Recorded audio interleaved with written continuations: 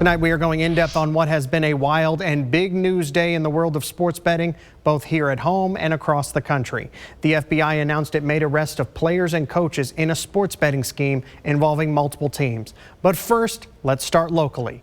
The Oklahoma City Thunder officially came out in favor of legalizing sports betting next year in Oklahoma and say Governor Stitt's plan for legalization would lead to lawsuits and slow down legalization for years to come. For the first time in a public setting, the Oklahoma City Thunder officially endorsed legalizing sports betting in Oklahoma and even insisted it be done as soon as next year. But I'm thrilled that we're talking about it. I'm glad that we got the right people in the room. I'm glad that we got the right support from all the key stakeholders to get this done.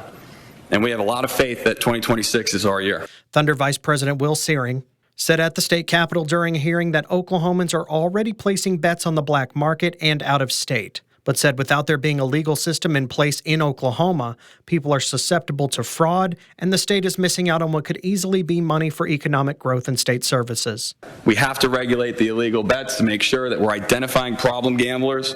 We're providing treatment solutions for those that are having issues. Right now, we don't know who they are.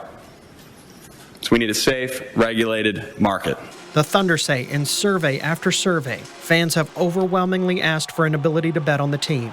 But state law currently doesn't allow that. Searing said the Thunder is also at a disadvantage because other teams in states where sports betting is legal are able to get a small cut of the profits. We got to maintain a competitive balance across the league, not only on the court, but off the court. We're always looking for ways to maximize revenue for the team. We run a business, right? So when an opportunity comes up and we're not making money, we want to talk about it because our peers are making money in this category. Instead of amending the tribal gaming compact, Oklahoma Governor Kevin Stitt's plan would open up the market to any organization willing to pay a large entry fee. We analyzed the 30 or 40 states that actually have sports book, and we put a great plan together.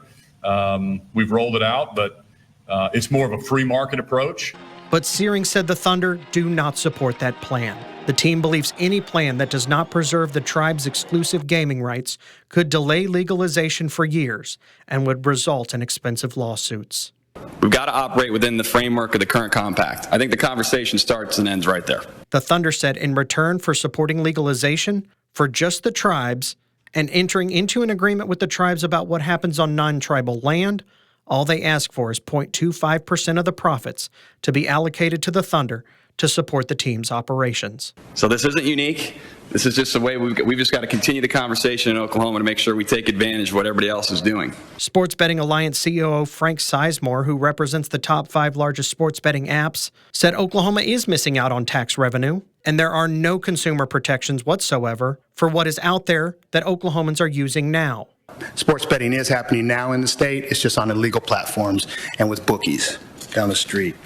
One of the leaders of legalization, Ponca City Republican State Senator Bill Coleman, said the state of Texas is heavily considering legalizing sports betting now. And now Oklahoma is at risk of being alone in the region, and its residents will send their money to other states just to bet on Oklahoma teams.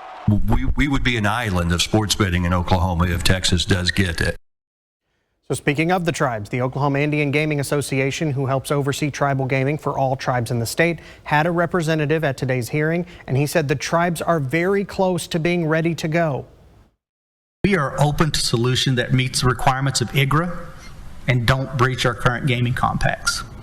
We want to see sports betting legalized in Oklahoma. That was Matthew Morgan of the Oklahoma Indian Gaming Association. Morgan says here is where the tribes stand right now. Every nation is ready to host in-person sports betting at their facilities, their casinos. Every nation desires to offer this service. There are some concerns about how mobile apps would work, however. Obviously, some tribes have more land, and some are rural and some are urban. Some would have easy access to customers, while some would struggle. Do some tribes allow a larger tribe to collect the profits on mobile betting in their nation and then split the revenue somehow? Mobile betting, as we know, this is the final hang-up, is still being worked on but should be ready next year.